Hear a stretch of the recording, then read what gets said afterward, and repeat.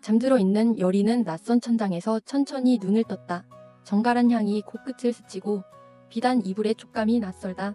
창호 밖으로는 햇살이 곱게 스며들고 있었지만 여리의 마음엔 불안한 기운이 퍼졌다.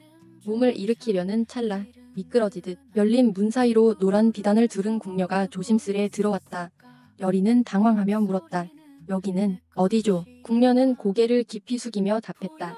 이곳은 중궁전 안별채야 검사관님과 함께 절벽 아래서 쓰러진 채 발견되셨어. 그 말을 들은 여리는 급히 몸을 일으켜 윤갑의 곁으로 달려갔다.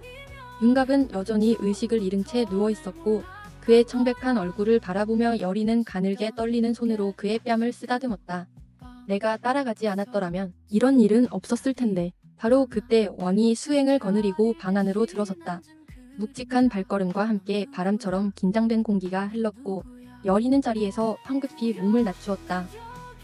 왕은 냉정한 음성으로 물었다.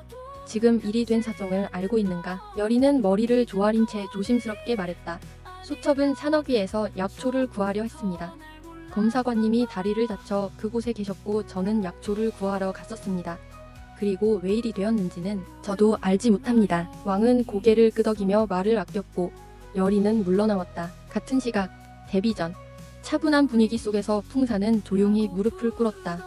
마마, 세자를 죽게 만들고 영인대군을 보위에 올려드릴까요? 귀신놈도 없애드릴까요? 데뷔는 말없이 찻잔을 들었다가 내려놓고 조용히 눈을 감았다. 마마의 뜻대로 하겠다 말하며 그 말과 함께 풍사는 조용히 물러났다. 한편 윤갑은 천천히 눈을 떴다. 몸에 느껴지는 가려움에 손을 뻗어 상처 난 부위를 긁기 시작했고 의관이 급히 말렸다. 그러시면 안 됩니다. 검사관님, 그 상처가 덧나면. 하지만 윤갑은 갑자기 향긋한 냄새에 코끝을 들이켰다. 궁녀가 가져온 미음을 보고 그는 숟가락을 나가채더니 솥단지를 통째로 긁어 먹기 시작했다. 놀란 의녀들은 속수무책으로 바라보았고 곧 윤갑의 회복은 상상을 초월할 만큼 빠르게 진행되었다. 그는 곧 꼴 안을 거닐기 시작했다. 그러다 이상한 기운을 느끼며 멈춰섰다. 머릿속에 낯선 목소리가 울리고 눈앞엔 아득한 기억이 겹쳐졌다. 그의 몸속에서 또 하나의 존재 강철이 깨어난 것이다. 강철은 약한 인간의 몸에 갇힌 현실에 분노했고 궐의 높은 누각에 올라 뛰어내리려 했다. 칼로 자신의 몸을 찌르기도 했지만 윤갑의 육체는 죽지 않았다. 체념한 강철은 점차 인간의 감각에 익숙해지기 시작했고 특히 맛에 매료되어 해민서의 식령을 모조리 먹어치우더니 이번엔 술맛을 보기 위해 기생집까지 향했다. 이 소식을 들은 여리와 모영금은 달려가 강철을 끌고 집으로 돌아온다. 여리는 혼란 속에서도 윤갑이 유일하게 자신을 지켜주던 인물이었다는 것을 떠올리며 그의 혼령을 구할 방법을 고민한다. 강철은 단호히 말한다. 윤갑의 혼은 이 궐에 없어. 그만둬라. 그러나 여리는 그의 말을 듣지 않는다. 그녀는 우물가로 다시 향했고 이번엔 물귀를 끌어내는데 성공했다. 여리는 물귀에게 다가가 속삭인다. 도와줄게. 대신 내가 아는 걸 말해줘. 물귀는 망설이다가 말한다. 윤갑의 혼령은 팔척귀에게 먹혔다. 그 말을 들은 여리는 얼굴이 하얗게 질렸고 그 순간 궐에서는 세자의 상태가 급격히 악화되기 시작한다. 침상 위에서 괴이한 신음이 울리고 세자의 얼굴에는 이물스러운 붉은 기운이 번져간다. 강철 역시 그 기운을 감지하며 얼굴을 굳힌다.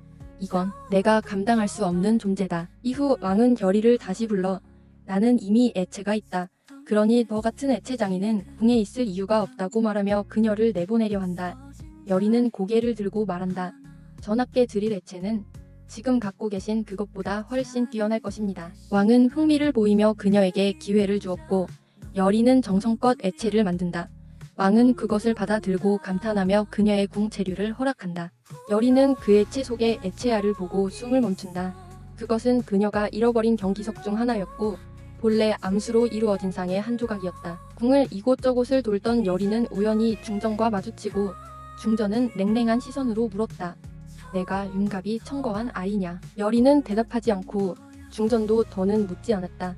그러나 그 시선은 무언가 깊은 의미를 담고 있었다. 그 이후 여리는 윤갑이 어릴 적 자신에게 해주었던 기억을 생각하면 윤갑을 위기에 빠뜨린 것에 미안함을 느낀다. 여리는 윤갑의 혼을 꼭 구하겠다 마음 먹는다. 여리는 물귀가 알고 있는 정보를 얻기 위해 우물로 향하고 그리고 물귀를 끌어내는 데 성공한다.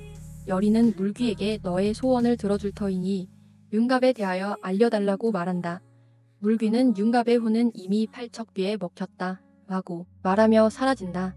그때 세자궁에서는 세자가 팔척귀에 빙의되어 몸이 쇠약해지고 상태가 좋지 않다.